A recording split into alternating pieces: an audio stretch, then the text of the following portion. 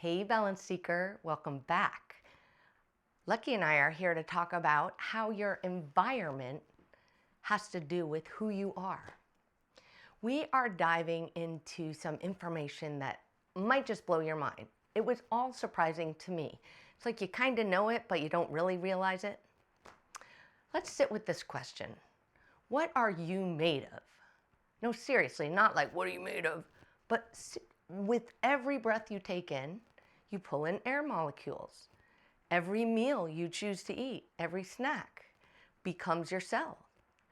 Every sound you take in comes into your nervous system. Every image on every screen creates a cascade of chemicals. You are continually being built and rebuilt moment by moment. So the real question is not whether the environment does affect you, it does. The question is, are you consciously choosing what you're made of? Because you can. That's what we're exploring today. Starting with the plate revolution, all right? The most intimate environment of all is what's inside our body. Food is medicine. And what you put inside your body multiple times a day has a lot to do with it. Walk into any grocery store. Look around. Most of what fills the aisles is not actually food, not in the way your great-grandmother would recognize it. Pick up a package and actually read the ingredients. What you're going to find is like a chemistry experiment in all the processed foods we eat. Anything with a barcode. Artificial colors derived from petroleum, preservatives that could survive the apocalypse. Natural flavors that are anything but natural. It's just verbiage. And enough sugar to keep you coming back for more. Yum, yum. Your body has no idea what to do with these frankenfoods. It's like trying to run a high-performance software on incompatible hardware. Things start glitching. You get inflammation, autoimmune, your energy crashes, you feel brain fog, joint pain. Things we try to blame on something else. But here's the beautiful part. When you eat actual food, real food that's grown and doesn't have an ingredient list because it's ingredients, everything shifts. Your action step is starting with the 80-20 principle. Aim for 80% of your food to come from the perimeter of the grocery store. Really, the fresh produce, the quality proteins, real fats like avocado and olive oil. Shop the rainbow like Ayurveda shows us. The more colors on your plate, the more nutrients you're getting in. We need that variety. Deep purple cabbage, bright orange sweet potatoes, dark leafy greens, ruby red tomatoes. And here's a pro tip. Ditch the seed oils. Canola, soybean, corn. These highly processed oils are hiding in everything, and they definitely perpetuate inflammation. Cook with olive oil, avocado, coconut oil instead. One more thing. I really recommend getting a water filter. Your tap water might be safe by government standards, but those standards aren't so great. It's often loaded with chlorine, fluoride, pharmaceutical residues, and heavy metals. None of those are welcome in our body. Reverse osmosis or achieved carbon. Glass or stainless steel bottles. Go for that. Skip the plastic. Hey, you don't have to be perfect. Just be conscious. Now let's talk about something you're doing right now at this very moment. How do I know, right? Well, I know you're breathing. Here's the uncomfortable truth. Indoor air is often 2 to 10 more times polluted than outdoor. Your home is literally like gassing off chemicals from carpets, cleaning products, the scented candles you love. These chemicals disrupt your hormones, tax your liver, and create that vague feeling of bleh that you can't explain. Here's what you can do. Open up your windows, get some fresh air, circulate the air, even just for 10 minutes a day. This one simple act flushes out toxins that really can impact you. Get some plants. Snake plants, lilies, these are NASA-approved air purifiers. They're nearly prepared to kill all those things, and they work 24/7. Swap your cleaning products. You don't need 47 specialized cleaners. Vinegar, baking soda, Castelline soap, These clean almost everything. Or try non-toxic brands like Branch, Basics, or Blue Land. And those clean linen candles, they're available. They're petroleum cocktails. If you want to use essential oils instead, use a diffuser or get crazy and open that window. Your personal care matters too. Your skin absorbs up to 80% of what you put on it. The average US woman applies 160 chemicals before even leaving the house. Use an app that can scan your products for what's in it. Better yet, simply use the basics. Coconut oil for makeup remover, moisturizer, and hair. Baking soda cleans well. Now let's talk about something you can't see but definitely feel. Energetic toxins. This was new to me. You know that feeling when you walk into a room after people have been arguing and you're like, whoa, what just happened? The air just feels heavy. Or when you leave a conversation and feel completely drained. That's not woo-woo weird. That's really actual genuine shift. That's your nervous system reading the energy of spaces and people. Your body is an exquisitely sensitive instrument. These gut feelings of discomfort around certain people or in certain spaces are relevant. This is valuable data to know. Your body is giving you information that this environment not making my nervous system feel safe, not putting me in the healing zone. Some people just plain drain your energy. The friend who only calls to complain, the family member who constantly criticizes, the coworker who thrives on drama, the space that just feels off. Trust that gut feeling. If being around someone consistently leaves you feeling worse than when you were with them, that's information. Listen to it. So how do you energetically detox? Shake it off, literally. After draining interactions, shake your body vigorously for 30 seconds. Animals do this instinctively in nature. After an incident, they shake it off. It discharges tension. Now, water reset. Wash your hands mindfully and let stress wash away. Take a shower and let all your toxins go down the drain. 3 minutes of intentional breathing can actually reset your nervous system. Try this, the 4-7-8 breath. Let's do it together right now. Inhale through your nose, 4, 3, 2, 1. Pause, don't ever hold. Exhale, 7, 6, 5, 4, 3, 2, 1. Now exhale slowly through your mouth if you like. Inhale again. 4, 3, 2, 1. Exhale. 7, 6, 5, 4, 3, 2, 1. Beautiful. Let's do one more time. Inhale. 4, 3, 2, 1. Pause. Now exhale through your mouth. 7, 6, 5, 4, 3, 2, 1. Let those shoulders drop. Come on, you feel a little better, don't you? It calms the nervous system and stimulates the vagus nerve, activating the parasympathetic nervous system, which is what our healing zone is.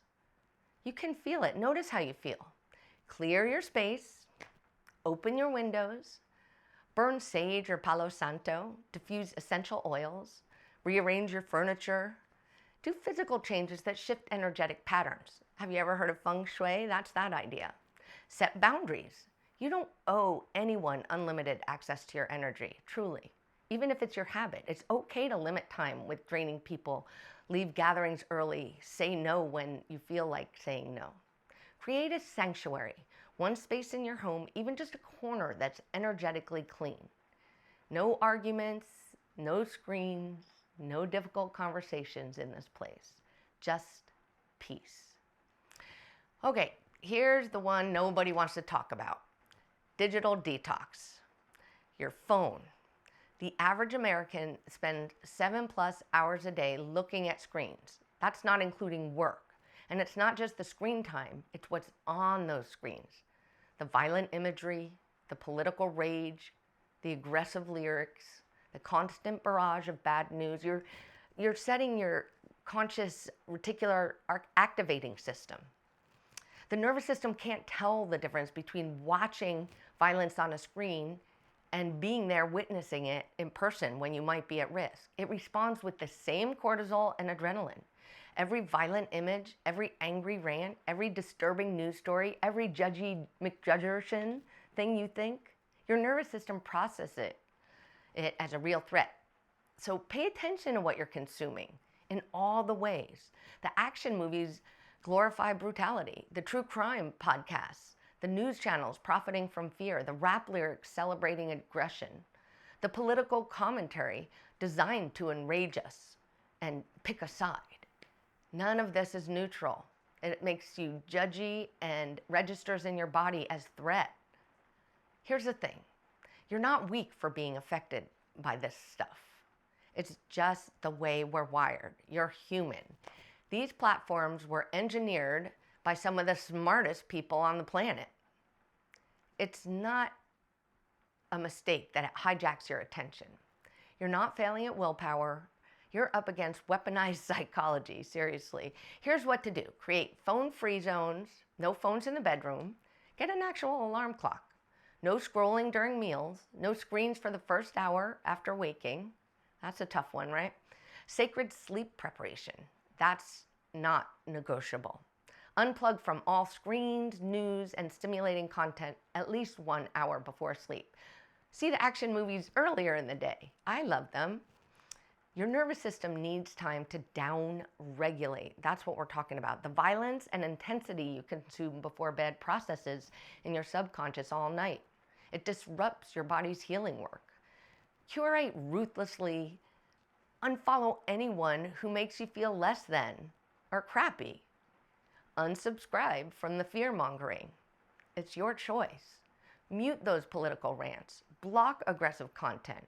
What you consume consumes you. Audit your music and entertainment. Just don't go into old habits. Actually think about what you're singing when you're singing along with the lyrics. The shows you're watching. Are they filling you with rage and fear or with beauty and inspiration? Choose consciously, balance seeker. Find stillness regularly, not occasionally, regularly, multiple times during the day, even for short snippets, even 5 minutes of silence with no music, no podcast, just you and your breath. That recalibrates your entire nervous system and brings you back to the healing zone. This isn't luxury, it's maintenance.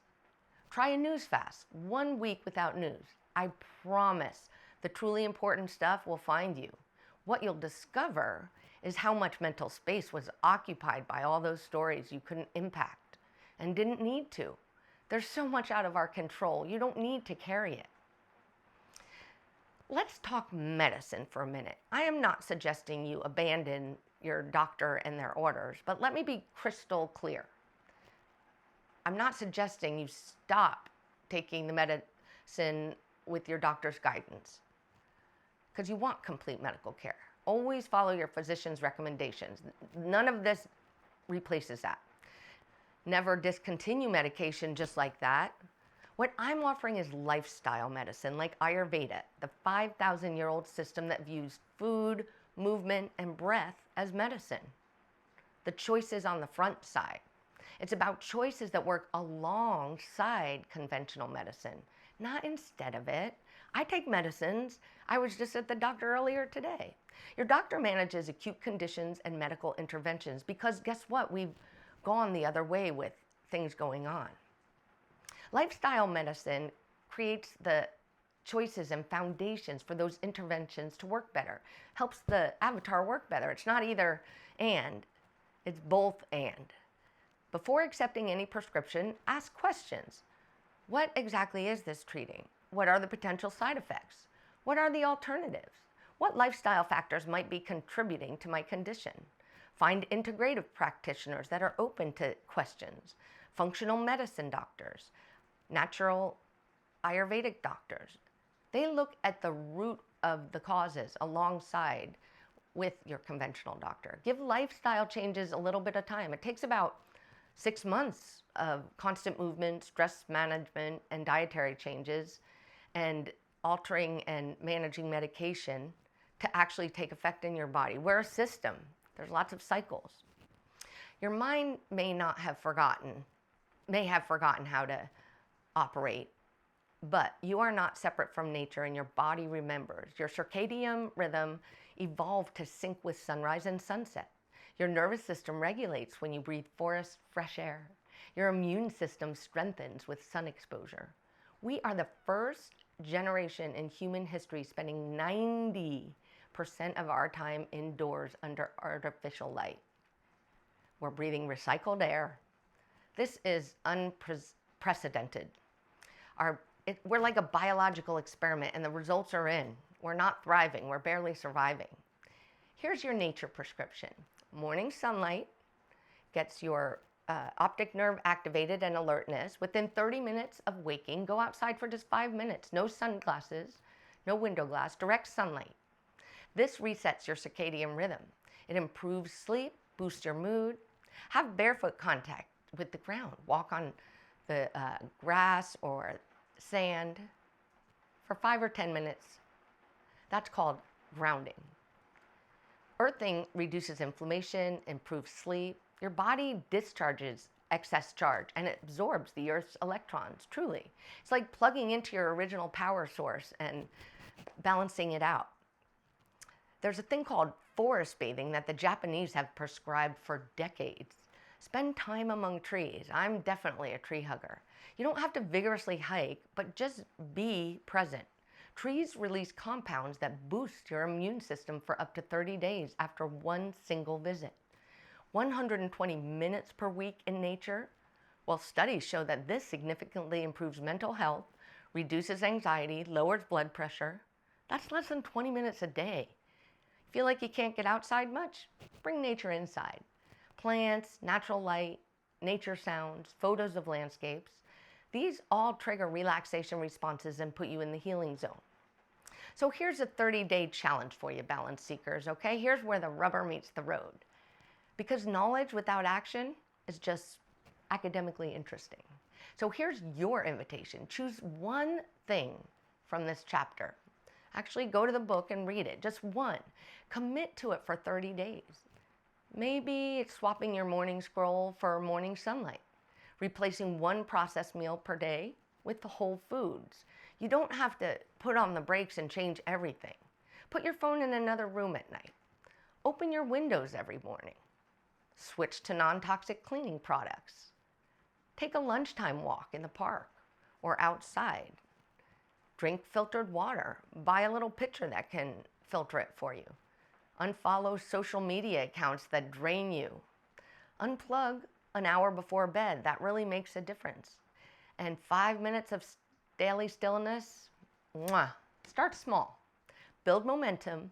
You're not expected to do this perfectly. You're doing it progressively. Because here's what I know after 3 decades of working with people.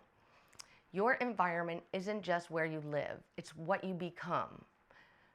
When you regulate your nervous system, you can heal in an environment that is different than the one that made you sick. But when you consciously curate it, you allow into your body, your home, your mind, and your daily rhythms goodness, and something miraculous happens. It's the way we were meant to be. Your nervous system exhales, your inflammation decreases, your clarity sharpens, energy returns, your body remembers how to heal because you've finally, balance seeker, created the conditions for healing to occur.